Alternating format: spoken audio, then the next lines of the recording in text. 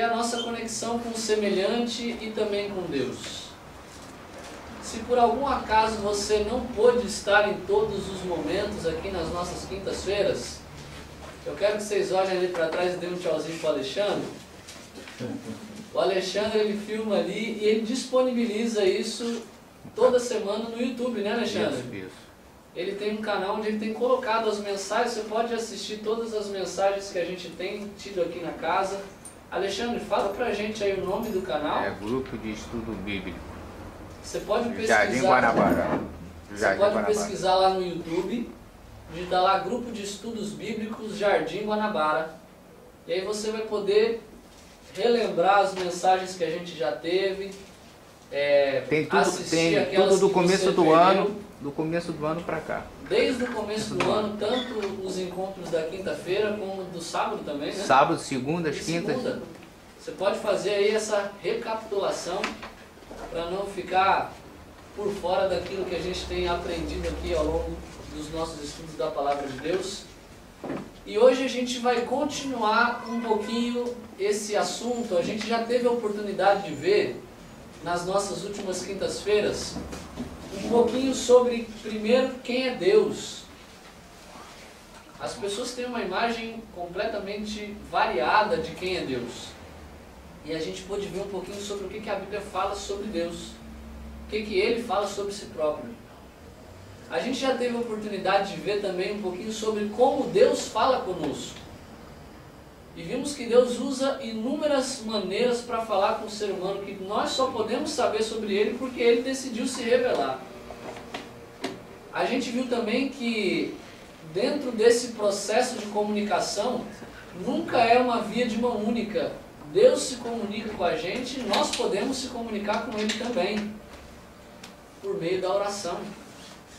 E a gente pode ver que a oração, ela precisa ser uma coisa sincera, natural, espontânea. Ela é o abrir do coração a Deus como a um amigo. A gente pôde ver na semana passada que para que tudo isso funcione, a gente precisa ir até Deus com fé.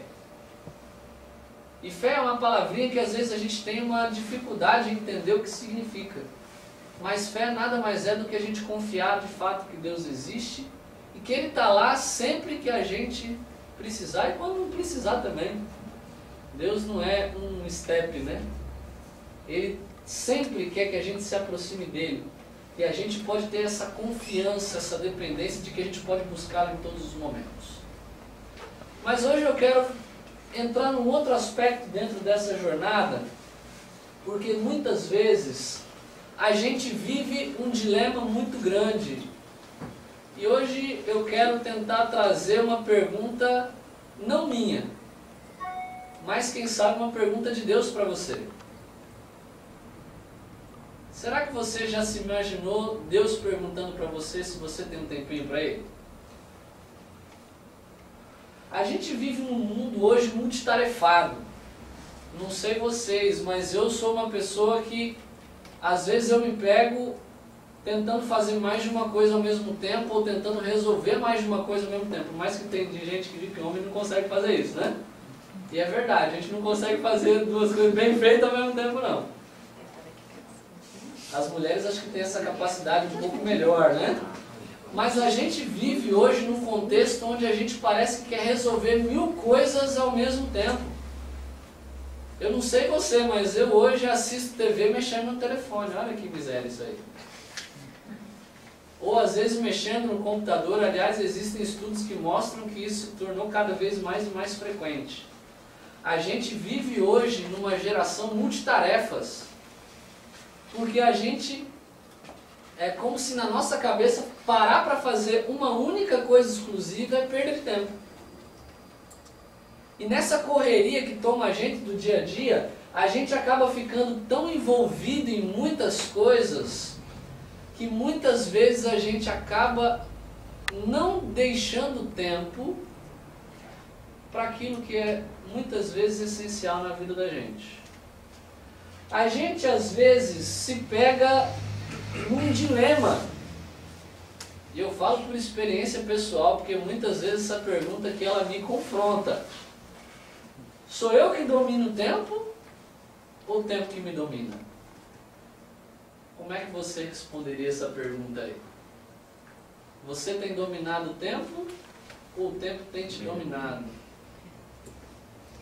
Eu confesso que eu tenho um grande problema toda noite em dormir cedo. E às vezes eu penso, não, eu vou dormir cedo. Mas aí você é tentado a dar aquela última conferida, né, nas suas redes sociais ou outras coisas do tipo. E quando você vai ver, o tempo te dominou.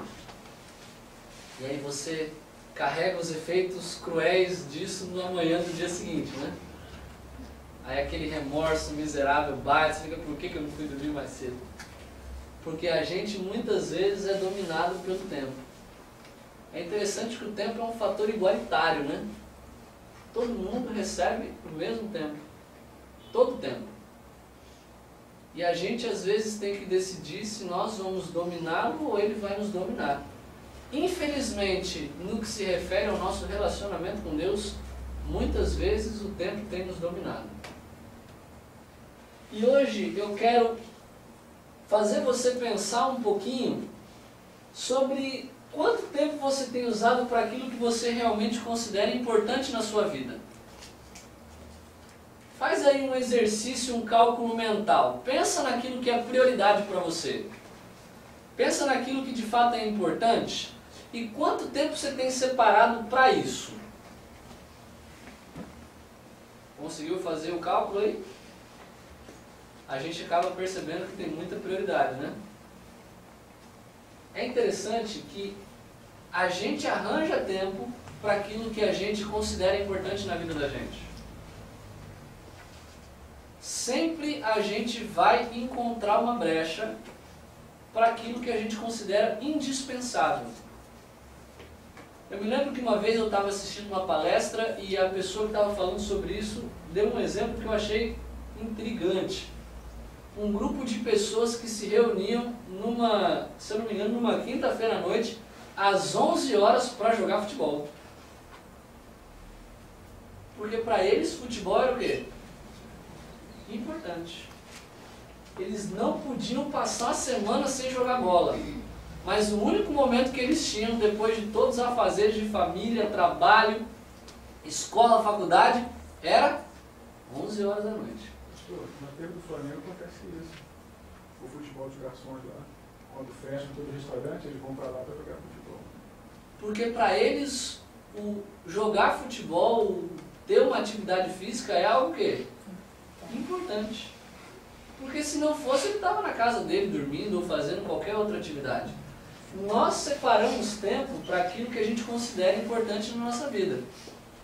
Mas quanto tempo você tem separado para aquele que é ou deveria ser o mais importante na sua vida? Já parou para fazer essa pergunta?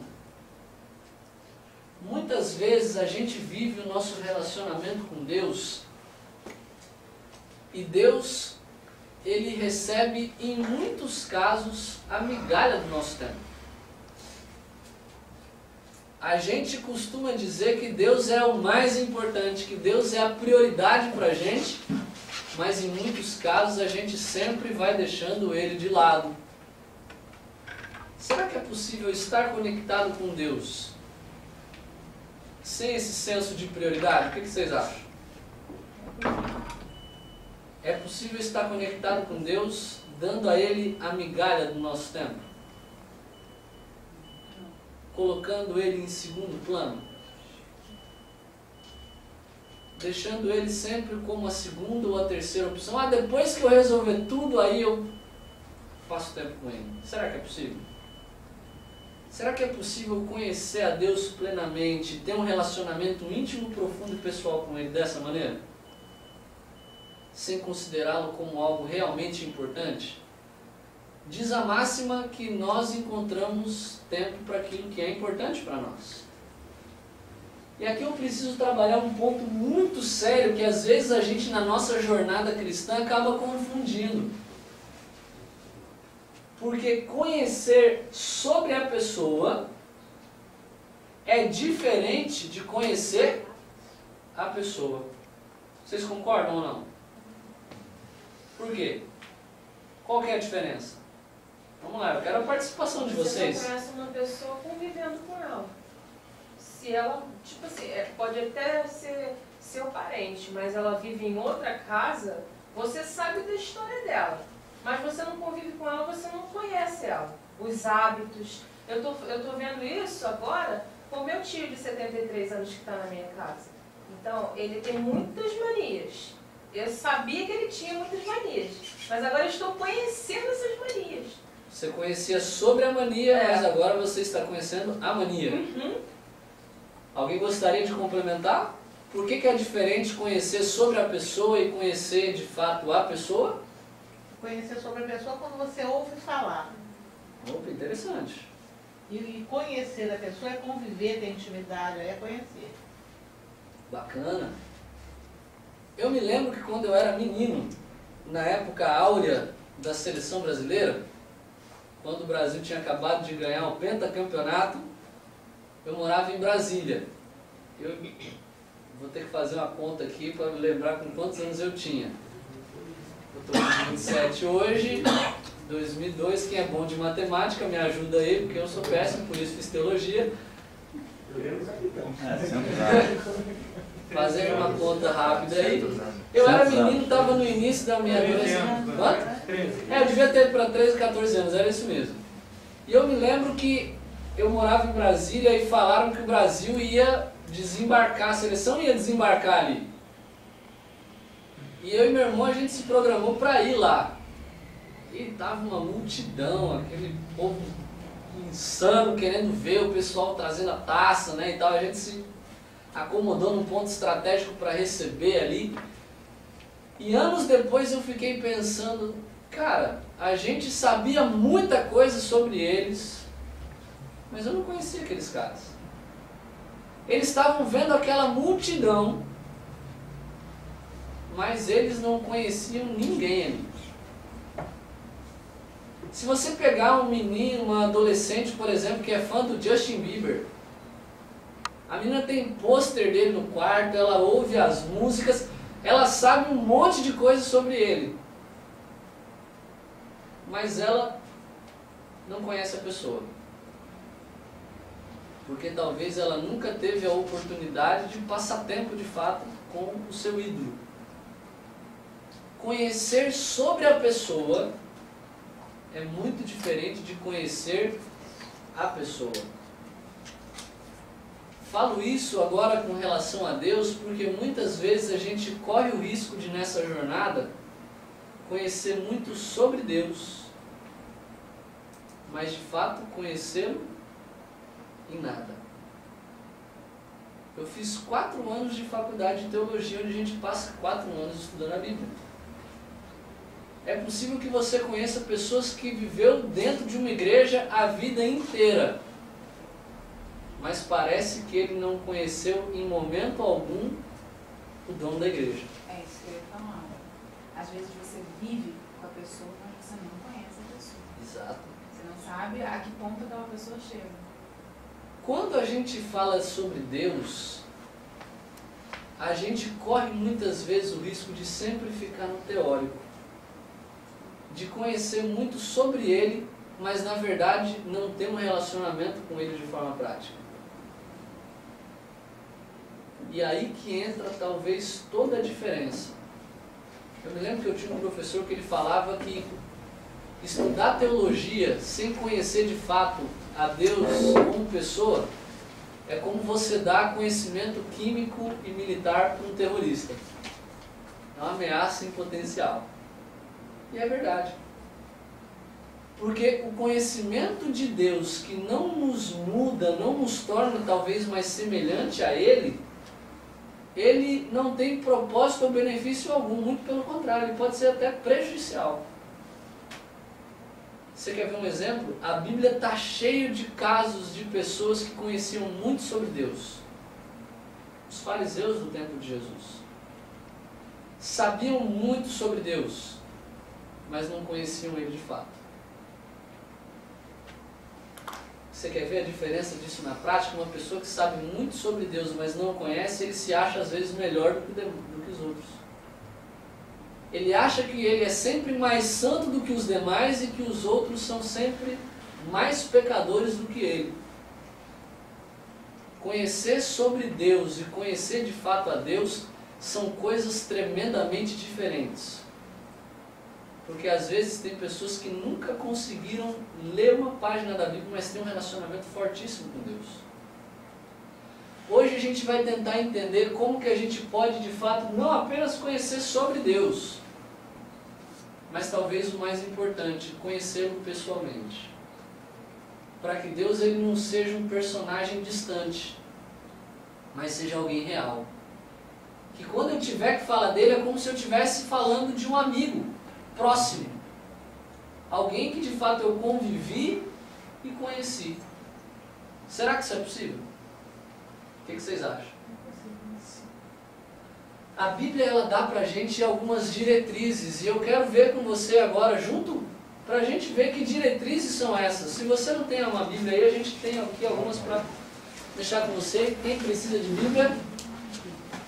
A gente vai ver hoje aqui como que nós podemos desenvolver um relacionamento real com Deus.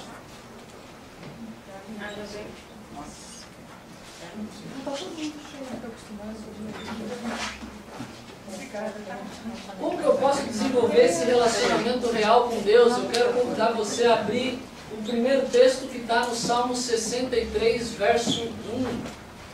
Você vai pegar a sua Bíblia e abrir no meio. Você vai encontrar ali o livro de Salmos. Salmo 63, verso 1. Está na página 403 do Antigo Testamento. A gente vai ver aqui a primeira condição que eu preciso ter para conhecer a Deus de forma real. Salmo 63, verso 1, página 403. Alguém pode ler para a gente? Ó Deus, Tu és o meu Deus, forte, eu te busco ansiosamente, a minha alma tem sede de Ti. Olha que declaração que o salmista faz. E aqui ele dá para a gente uma primeira sugestão para como que a gente pode conhecer Deus de forma real. A primeira coisa que a gente precisa ter é o quê? Desejo. O salmista ele fala que ele busca a presença de Deus de que forma? Ansiosamente. Essa talvez seja a única ansiedade boa. Quando eu tenho desejo ardente de ir até a presença de Deus. Ele fala que a minha alma tem sede de Ti. Se você continuar lendo o verso, ele fala o seguinte: o meu corpo te almeja como terra árida, exausta e sem água. Olha que descrição fantástica que ele fala.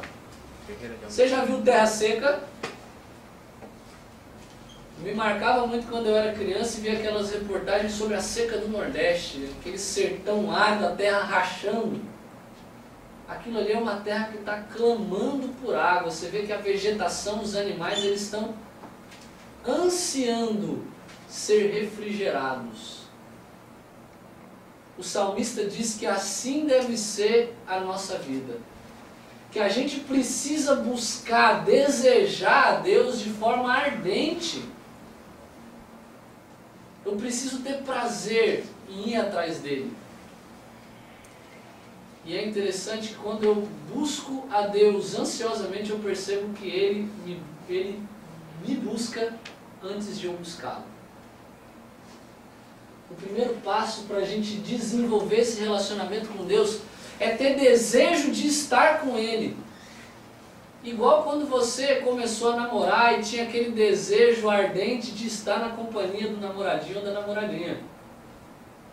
Que você conta os momentos ansiosos para encontrar com a pessoa. Se a pessoa atrasa 5 minutos, já um turbilhão de emoções e sentimentos começa a tomar conta, aquele desespero, será que a pessoa vem mesmo? Será que ela gosta de mim? A Bíblia diz que nós devemos buscar a Deus com desejo.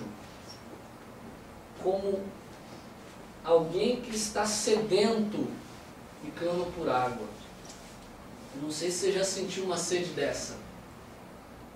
Que você está desesperado e precisa de algo para saciar a sede.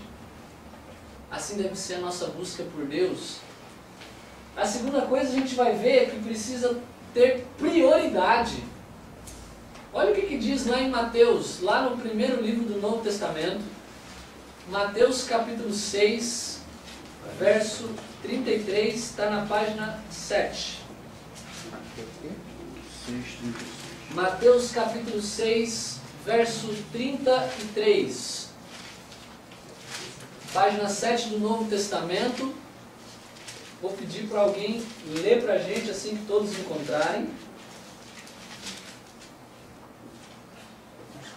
Alguém pode ler esse texto para a gente? Mas buscai primeiro o reino de Deus e a sua justiça, e todas essas coisas vos serão acrescentadas. Olha o que a Bíblia está dizendo. É interessante que Jesus está descrevendo, falando sobre esse verso num contexto de ansiedade, que a gente vive muito preocupado. É quase como se Deus estivesse ensinando para a gente o seguinte: substitua a sua ansiedade pelas coisas mundanas e coloque esse desejo, essa preocupação em buscar a minha presença. Me busque com prioridade. Buscai, pois, em primeiro lugar o reino de Deus e a sua justiça, e todas essas coisas, tudo aquilo que a gente de fato necessita, não tudo que a gente quer, mas tudo aquilo que a gente de fato necessita vai ser o quê? Acrescentado. Isso quer dizer que Deus precisa ser a primeira pessoa a quem eu devo buscar no meu dia. E agora eu quero convidar você a fazer uma pequena reflexão aí. O que você faz quando você acorda? Qual é a primeira coisa que você faz? Eu abro os olhos e eu digo: Deus, graças a Deus que eu acordei. Amém. Isso é prioridade. Amém. Existem muitas pessoas que já saem da cama já pensando num monte de coisas que precisam resolver ao longo do dia. A Bíblia nos diz que nós precisamos buscar a Deus com prioridade. Isso significa que dentro das nossas condições, nós precisamos passar o primeiro momento do nosso dia com Deus. E sabe por que isso faz diferença? A gente não tem a mínima ideia de como vai ser o dia que a gente vai encarar. Mas Deus sabe todas as coisas. E não tem nada mais tranquilizador de a gente entregar o nosso desconhecido nas mãos de um Deus onisciente. É quando você começa o seu dia e agradece pela noite de sono que você teve. E quando você fala para ele: Senhor, olha, eu não sei o que esse dia me reserva, eu não tenho a mínima ideia do que vai acontecer, se vão ser coisas boas, se vão ser coisas ruins, mas eu quero entregar o meu dia nas tuas mãos. E eu quero pedir que o Senhor tome conta de mim, que o Senhor fale comigo, para que eu consiga ter a sua presença me guiando de forma clara. A Bíblia diz que nós devemos buscar a Deus com desejo. E que nós devemos fazer da nossa busca o quê? Prioridade. Deus não é alguém que deve ser deixado de lado, que é o último que a gente lembra, depois que você já fez: nossa, é verdade, olha, eu preciso falar com Deus. Para a gente ter um relacionamento real com Ele, a gente precisa buscá-lo com prioridade. Fazer disso algo importante para nós. A gente também precisa buscar a Deus com constância. Como é isso, pastor? Vamos ler esse texto, vai para frente um pouquinho aí, avança até 2 Tessalonicenses, é mais lá na frente. Está na primeira Tessalonicenses, obrigado. 1 Tessalonicenses 5, verso 17, está na página 169. Página 169 do Novo Testamento. 1 Tessalonicenses capítulo 5, verso 17. Quem pode ler esse texto para a gente? Orai sem cessar. É, curto, né? Orai sem cessar. Pastor, quer dizer que eu tenho que ficar o dia inteiro de joelho, de olho fechado, falando com Deus? É isso que quer dizer o texto? O que você acha? O que significa então orar sem cessar? Vamos lá. estar em contato sempre com Deus. Quando você entrega a sua vida com confiança e pede para Ele te orientar em tudo, você não tem medo de nada, nem dúvida. Exatamente. É quando eu consigo fazer de Deus alguém presente em cada etapa e situação do meu dia. É quando eu chego no meu trabalho e aquele chefe já chega buzinando e falou: Senhor, me dá paciência para lidar com esse camarada aqui, porque se der força eu esgano. É quando você está indo no caminho e fala com Deus: Senhor, o trânsito está meio complicado, dá uma força, me ajuda, me protege, porque tem uns motoristas meio doidos, sem noção, que saem aí costurando todo mundo. Orar sem cessar significa estar sempre conectado com Ele, é constância. É igual quando você conversa com aquele amigo ou com o seu companheiro durante o dia. Pô, tá tudo bem aí? Como é que tá? Você não está o tempo todo junto com a pessoa do lado, mas você está sempre pensando na pessoa. Eu saí de casa, minha esposa e meu filho ficaram lá, mas de vez em quando eu fico pensando: será que Samuel já está dormindo? Está dando sossego para a mãe dele? Está dando muito trabalho lá? Quando nós temos esse relacionamento constante com Deus, Ele se torna participante de todas as etapas do meu dia. Orar sem cessar significa estar sempre com a minha mente ligada à mente divina. É quando eu agradeço porque cheguei no trabalho, é quando eu peço sabedoria para tomar as decisões do dia. É onde tudo que eu tenho que fazer, eu meio que, de forma simples, sem precisar parar tudo, sem precisar ajoelhar, fechar o olho, ir para um lugar reservado. Senhor, será que essa é a melhor decisão para tomar nesse momento? Estar ligado a Deus significa estar com Ele em constância. Desejo, prioridade, constância. Mas existe também algo muito importante, que não pode ser negligenciado. Dentro desse processo, se Deus fala comigo por meio de Sua palavra, lembra que a gente viu que Deus se revela por meio da Bíblia? A Bíblia é a carta, é a biografia de Deus, é a revelação do amor de Deus por nós. Para que eu possa conhecer Deus de forma plena, eu preciso passar tempo com o quê? Com a Bíblia. É impossível estar em um relacionamento profundo com Deus sem ouvir Ele falar comigo. E Deus fala comigo por meio de Sua palavra. Olha o que diz o Evangelho de João. João capítulo 5. Volta um pouquinho aí no Novo Testamento, até a página 81.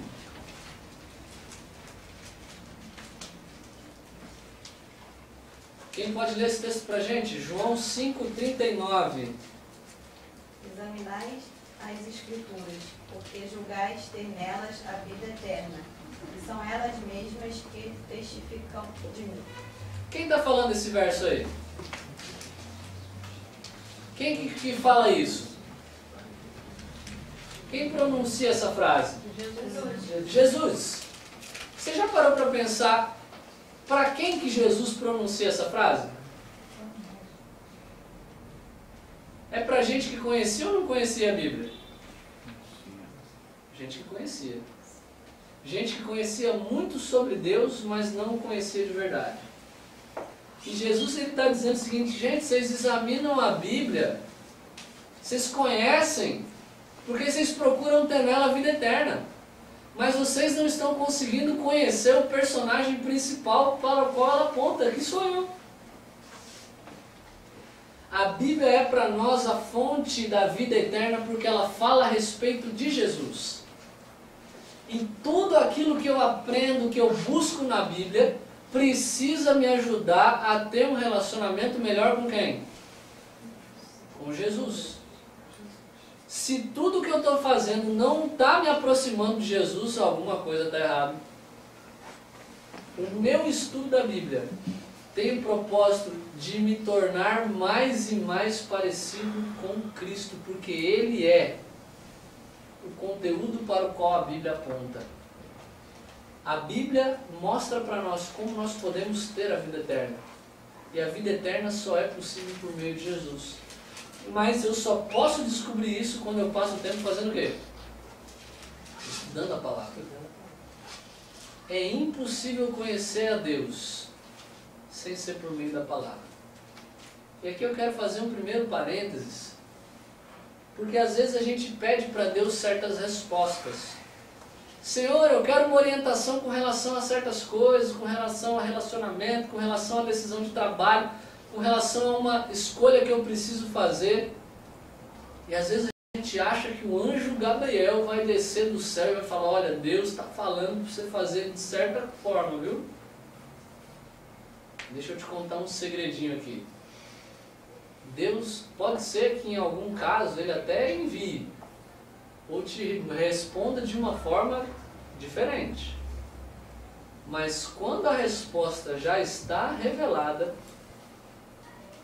é como se Ele estivesse dizendo o seguinte, filhão, a resposta já está dada.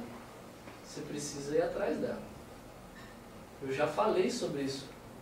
Está aqui.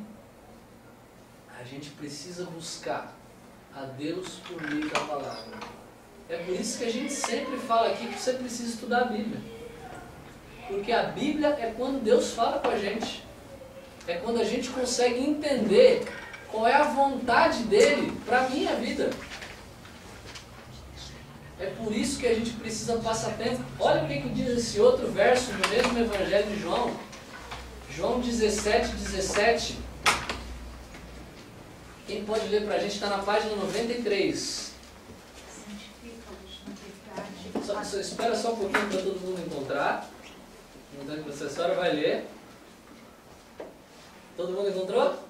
Pode ler agora, irmã. Valeu. Santifica-os na verdade. A tua palavra é a verdade. Olha que declaração fantástica que Jesus faz. Alguém que gosta de ser enganado? Alguém tem prazer em falar, não, eu gosto de ser feito de trouxa. Tenho prazer em ser passado a perna. A gente procura a verdade. A gente busca conhecer a verdade. Nem sempre a verdade é agradável, é verdade. Mas a verdade, ela nos liberta. O próprio Jesus fala isso no Evangelho de João também. Às vezes ela machuca um pouquinho a gente.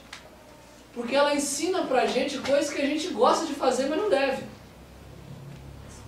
Mas Deus, Ele fala pra gente o seguinte, é uma oração que Jesus faz ao Pai, dizendo, Pai, santifica-os na verdade.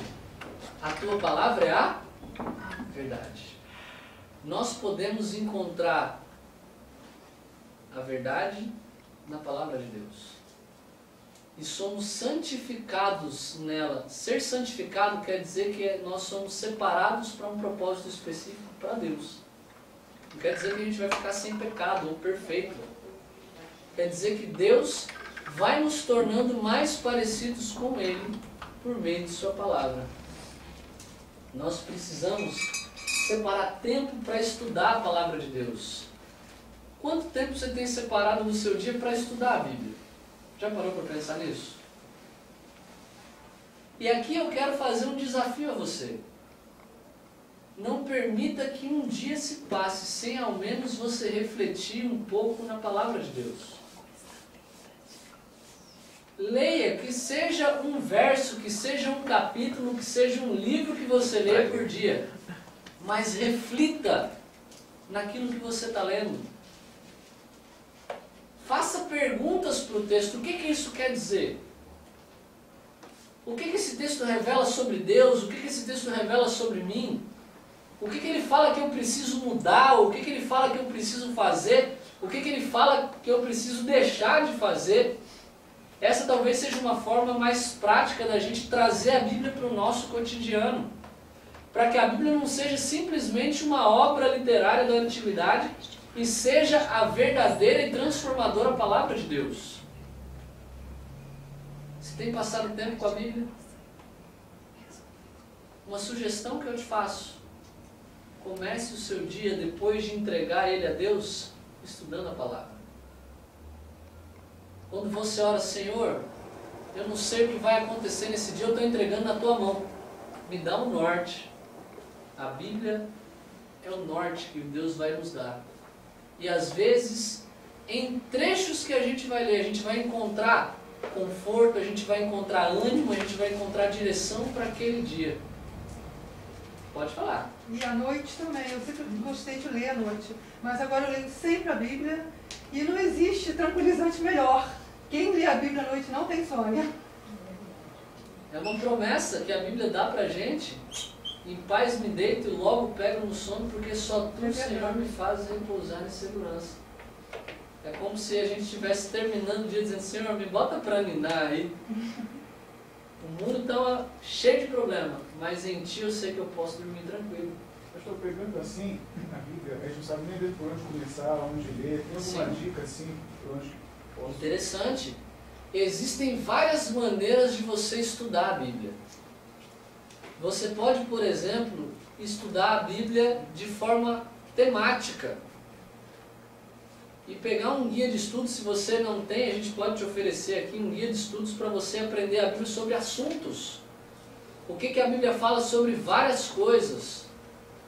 Você também pode fazer um estudo devocional da Bíblia. Por exemplo, você pode estudar sobre um livro, você pode estudar um capítulo. Pastor, eu nunca estudei a Bíblia, eu não sei como começar. Minha sugestão, para quem sabe você começar a adquirir esse hábito, seria começar, quem sabe, com o livro de Salmos. Por quê? O Salmo é talvez um dos livros mais sinceros da Bíblia. Onde o salmista coloca aquilo que está mesmo no coração dele. Faz um exercício, começa o seu dia lendo um salmo por dia.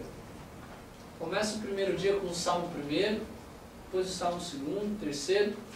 Leia com calma e faça perguntas. O que isso fala sobre Deus?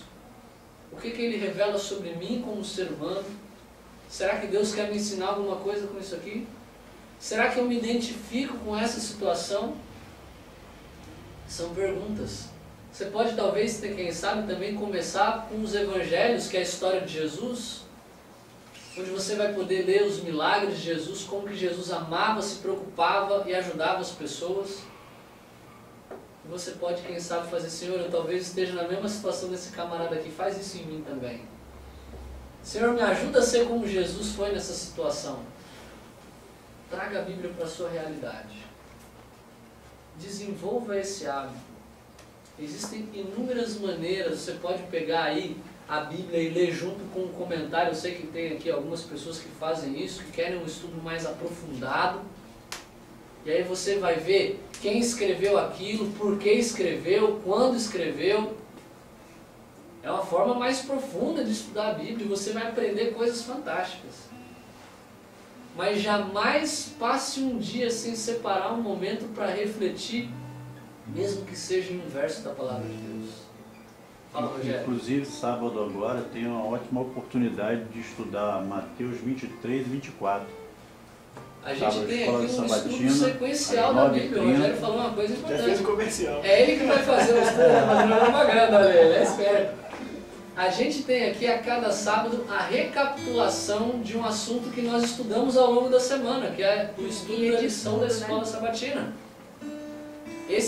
Durante esses 3 meses a gente está estudando sobre o Evangelho de Mateus.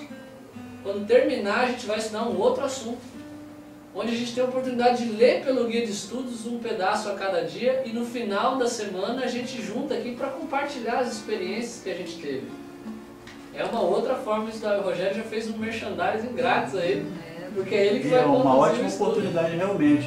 Sábado às 9h30 até às 12 horas, é um horário separado no sábado para estudo fazer mesmo, essa recapitulação da lição. Bíblia, dá para tirar dúvidas, fazerem pergunta, a reflexão e tudo mais. O gostoso disso, Rogério, é porque eu posso somar ideias. Exatamente. Eu trago aquilo que eu aprendi, mas eu vejo também o que o Rogério aprendeu, o que o Eliezer aprendeu, e a gente traz junto e tem uma infinidade de experiências. E tem uma para doar no sábado. Ah, é? Olha aí, se você não tem o guia de estudos, você pode procurar a Lu. É a primeira pessoa que procurar, ela vai ganhar esse guia de estudos aí. Você vai ter um manual para aprender e entender o Evangelho de Mateus. E para finalizar, amigos, eu quero deixar aqui com vocês uma última estratégia para a gente buscar a Deus e desenvolver um relacionamento mais profundo com Ele. Talvez esse seja o mais importante. É importante a gente buscar a Deus com desejo. É importante a gente buscar a Deus com prioridade. É importante a gente buscar a Deus com constância. É importante a gente estudar a palavra dele. Mas muitas vezes a gente corre o risco de fazer isso de forma automática. A fazer por fazer. Por isso que o mais importante, ele está aqui por último, não é porque ele é o menos importante não, é para deixar enfatizado que nada disso vai fazer sentido se nós não buscarmos a Deus de que forma? Sincera. Vamos ler esses dois textos para finalizar o estudo dessa noite. Isaías 55. É bom marcar a hora, pastor, com Deus? Pode ser. É bom? É bom ter um compromisso de horário? Separar esse momento com ele. Isaías 55, versos 6 e 7, está na página 499 do Antigo Testamento.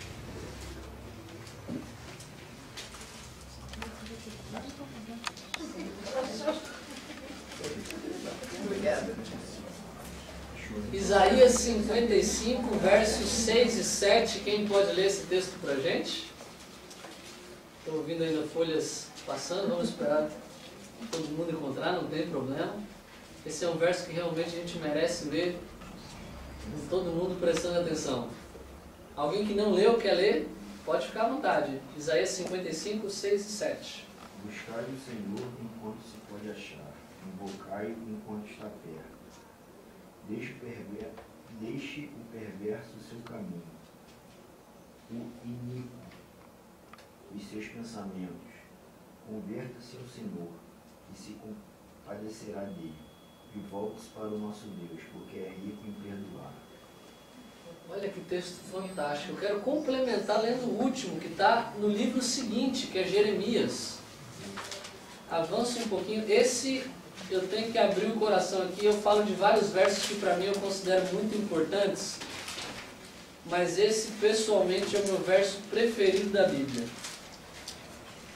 Jeremias capítulo 29, versos 11 a 13, está na página 526.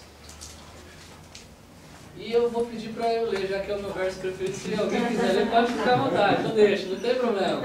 Eu vou pedir. Mas não pode ler. Pode ler para a gente, eu não fico enciumado não. Pode ler. Não. Ah é? Então, você está deixando eu ler. Pode ler, eu deixo.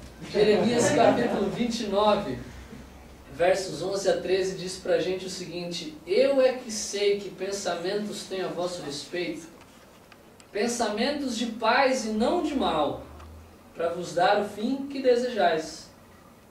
Então me invocareis, e passareis a orar a mim, e eu vos ouvirei. Buscar-me-eis, e me achareis, quando me buscares de todo o vosso coração. A gente precisa buscar a Deus de forma sincera. A gente precisa buscar a Deus de forma real. A gente precisa nesse relacionamento colocar para Ele aquilo que está de fato no fundo do nosso coração. Que cada um de nós aqui nessa noite tenha esse desejo de se conectar profundamente com Deus. Deus está louco para se relacionar com a gente, mas Ele quer também que a gente tenha esse desejo no nosso coração.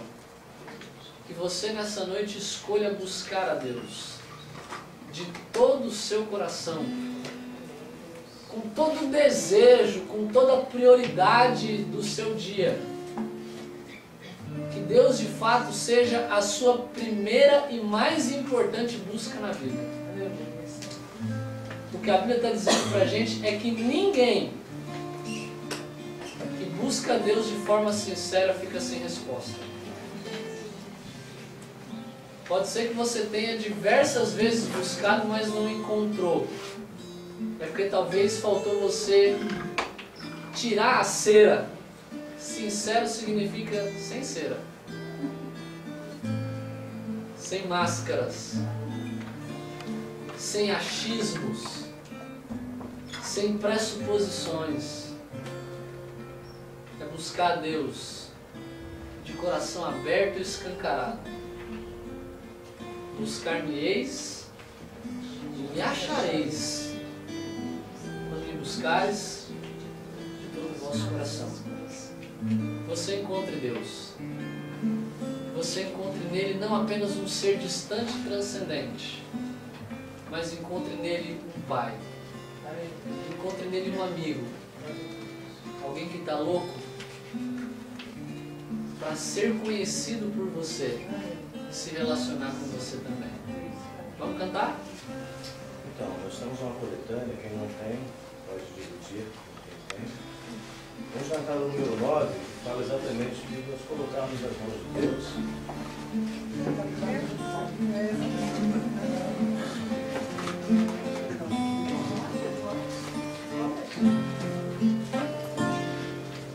Vamos deixar? Número 9.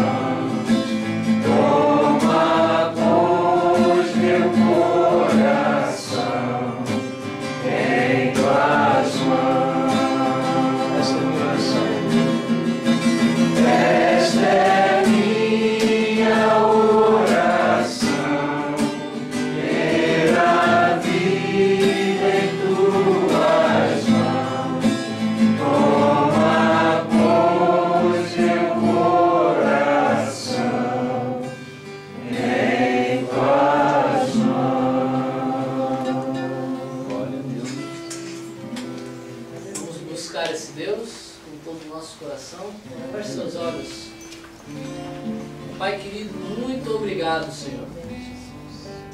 Porque nessa busca para te conhecer, o Senhor é quem dá o primeiro passo e vai ao nosso encontro. Hoje, Senhor, a gente quer convidar mais uma vez a Sua presença em nossa vida. Que o Senhor seja sempre o convidado principal em nossa vida, em nosso lar, em cada atividade dela. Que possamos buscar o Senhor de forma sincera, com um desejo real do nosso coração. Que possamos, Senhor, separar um tempo do nosso dia para passar contigo, para falar contigo, para ouvir a Sua voz por meio de Sua palavra. Que possamos dar ao Senhor a devida prioridade. E que de fato o Senhor seja o primeiro e o último do nosso dia, em todos os dias da nossa vida. É o que nós te pedimos